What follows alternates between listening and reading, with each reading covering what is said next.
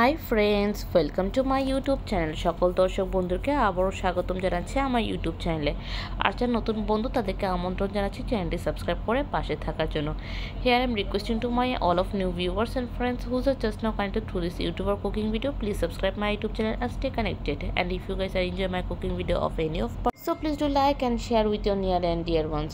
তো বন্ধুরা, আজকের এই রেসিপিটি হচ্ছে খুবই মজাদার এবং দুর্দান্ত স্বাদে। স্পেশালি এই ভ্যাপসটা গরমকে শরীর এবং মনকে ঠান্ডা রাখার জন্য দুপুরবেলা একটি চটজলদি একটি মজাদার মাছের রেসিপি। আর আমরা বাঙালি মাছে ভাতে খেয়ে বড় হয়েছি, তো আমি এখানে মজাদার একটি মাছের রেসিপি করছি, যেটা কিনা বলা হচ্ছে টেংরা মাছ দিয়ে একটি ঝিঙার পাতলা ঝোল রেসিপি। তো I hope this maestesa fish with the lufa curry will give a better insight. So আর কথা না বাড়িয়ে চলুন তাহলে এই summer special fish broth curry রেসিপিটি আমরা ফুল অ্যান্ড ফাইনাল ডিটেলসটা দেখে নিচ্ছি। তো let's get started at yes don't forget to give a like because your each and every like always increase our video reach, so please stay connected always. তো let's get started. So here I am taking one full lofa, which means আমি একটি বড় একটি লম্বা একটি ঝিঙ্গা নিয়ে নিচ্ছি এবং ঝিঙ্গাটার আগা এবং ডগাটা ভালো করে কেটে নিয়েছি। আমি সবসময় এখানে কোনোটি সবজি নিলে সেটা কাটা এবং ছিলা এই কারণে দেখায়, কারণ আমার যারা দর্শক বান্ধবীরা আছে বা বন্ধুরা আছে তারা সবাই হচ্ছিল পুরনো বা হচ্ছিল একদম পাক্কা রাঁধুনি, সেরকমটা না, অনেক নতুন রাঁধুনিও আছে। তো নতুন রাঁধুনিকে দেখে বোঝানোর জন্য ইজিলি আমি কিছু দেখিয়ে থাকি। So this is the tips. And আমি এখন এখানে খোসাগুলো ছাড়িয়ে নিচ্ছি। তো আমি পিলারের সাহায্যে ভালো করে খোসাটি ছাড়িয়ে নিয়ে আমি এখন এটাকে বড় বড় আকারে কেটে নিচ্ছি, একদম যেভাবে করে দেখানো হচ্ছে। আমরা আলু কাটার সময় যেভাবে করে আমরা একটা সাইজ নির্ধারণ করি, এরকমভাবে মাঝারি বড় আকারে করে ডুমডুম করে কেটে নিচ্ছি। নিয়ে আমি এটাকে এখন দ্বিভাগ করে নিব। আর এভাবে সবগুলোকে আমি দ্বিভাগ করে নিলাম।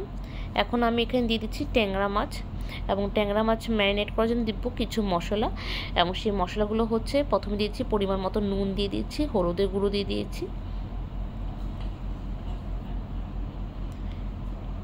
দিয়ে দিচ্ছি লাল মরিচের গুঁড়ো, এ পর্যায়ে দিয়ে দিচ্ছি সামান্য সাদা তেল, দিয়ে এটাকে ভালো করে ম্যারিনেট করে নিব। এবং মাছ সবসময়, মাছ হোক মাংস হোক, সবসময় ভালো করে ম্যারিনেট করতে হয়। স্পেশালি মাছের একদম এদিক সেদিক আনাচে কানাচে ভালো করে ম্যারিনেট করলে যখন এটা ভাজা ভাজা হয় তখন এটা খুবই টেস্ট হয়। কারণ মশলা যদি না পড়ে এবং মাছটা যদি ভাজা হয় এবং ওটা কিন্তু খেতে কিন্তু ভালো লাগে না।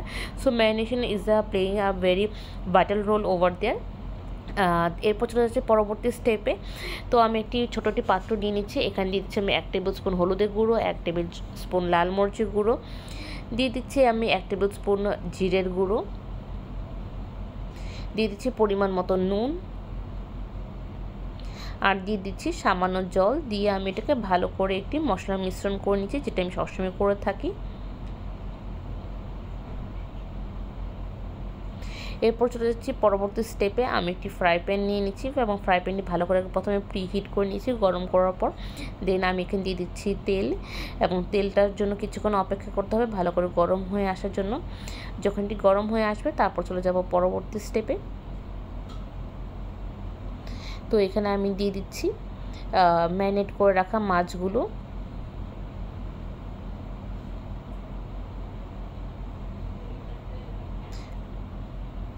আর যেহেতু আমার ফ্রাই প্যানটা বড় তাই আমি এখানে সবগুলো মাছ একবারে দিয়ে দিচ্ছি। আর তোমরা চাইলে এখানে 1 বাই 1 ব্যাচ করেও ভাজতে পারো, যাতে মাছগুলো ভালো করে ভাজা হয় সেদিকে খেয়াল রাখতে হবে। তো এভাবে করে ভালো করে ভাজা ভাজা করতে হবে এবং খেয়াল রাখতে হবে যাতে সর্বদিকভাবে সর্বকোণাভাবে ভাজা ভাজা হয়ে যায়। এবং এটাকে ততক্ষণ পর্যন্ত ভাজতে হবে যতক্ষণ পর্যন্ত এটি হালকা বাদামি বর্ণের করে পরিণত না হচ্ছে। তো এটাকে আমি 3 থেকে 4 মিনিট দিচ্ছি ভাজার জন্য। এই পিঠগুলো ভালো করে ভাজা হয়ে গেলে আমি এটাকে সবগুলোকে 1 বাই 1 ফ্লিপ করে দিচ্ছি সম পরিমাণভাবে, এবং একই রকমভাবে অন্য পিঠগুলোকে ভাজার জন্য 3 to 4 মিনিটস টাইম দিতে হবে। আর এইভাবে সবগুলো একটি বাদামি রঙের ভাজা হয়ে গেলে আমি এগুলোকে এখন অন্য একটি প্লেটে স্থানান্তরিত করে নিচ্ছি।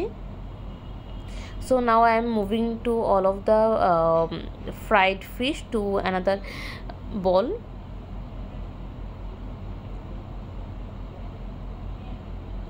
এবার ভাজাগুলো করার পর আমি একই ফ্রাই প্যানের মধ্যে একটু তেল অ্যাড করে আমি এখন ঝোলটা করব। তো এখানে আমি কিছু ফোড়ন দেব। তো ফোড়নে আমি দিয়ে দিচ্ছি কালো জিরে। তো কালো জিরে দিয়ে আমি এখানে 10 থেকে 15 সেকেন্ডের মতো ভেজে নিচ্ছি। এর মধ্যে আমি দিয়ে দিব রসুন কুচি। আমি এটাকে রসুনটা কিন্তু কুচি করে একটু থেতলিয়ে নিয়েছি।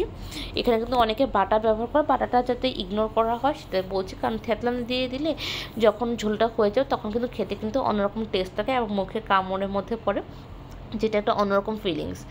তো এর মধ্যে দিচ্ছি সেই মশলা মিশ্রণ করে রাখা, দিয়ে আমি এটাকে ভালো করে কষিয়ে নিচ্ছি। আর এখানে আমি 3 to 4 মিনিটস টাইম দিচ্ছি এটাকে ভালো করে কুক হওয়ার জন্য, until or unless the oil gets separate. তো এভাবে করে যখন বলক আসা শুরু করবে এবং সুন্দরভাবে যখন তেল বিভক্ত হয়ে যাবে তখন আমি এখানে দিয়ে দিব ঝিঙ্গা, যেটাকে আমি সুন্দর করে কেটে দেখিয়েছিলাম তোমাদেরকে পূর্বে। তো দিয়ে এভাবে আমি আরও 4 থেকে 5 মিনিট ভালো করে কুক করব। তো প্রথমে আমি ভালো করে মশলার সাথে মিশিয়ে এটাকে একটু সামান্য ভাজা ভাজা করব। দেন আমি এখানে রয়ে যাওয়া মশলার মধ্যে সামান্য জল মিশ্রণ করে সেই জলটাও এখানে অ্যাড করে দিচ্ছি। এরপর আমি এটাকে ঢাকনাটা ঢেকে দিব 3 থেকে 4 মিনিটের জন্য।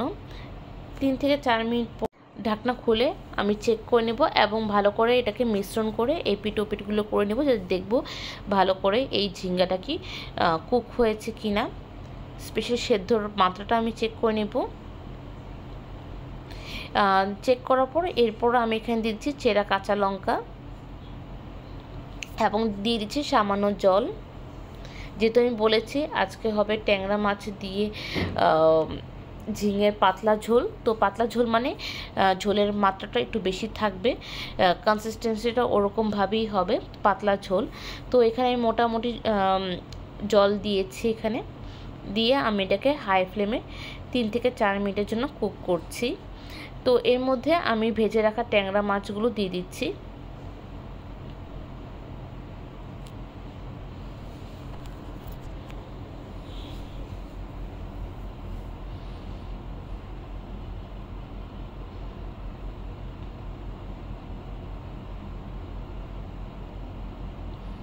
তো সুন্দরভাবে ট্যাংরা মাছগুলোকে দিয়ে আমি ঝোলের সাথে ভালো করে মিশিয়ে নিব। আর এভাবেই আমি আরও 3 থেকে 4 মিনিট কুক করব এবং এখানে আমি ঢাকনা ঢেকে দিচ্ছি একটু তাড়াতাড়ি কুক হওয়ার জন্য 3 to 4 মিনিটসের জন্য। তো 3 to 4 মিনিটস লেটার যখন আমি এটাকে আনকভার করলাম তখন দেখছি অনেক হাই ফ্লেমে ব্লক উঠছে। তো it means it's ready. Now you guys can see the outlook and can be paired with the plain rice.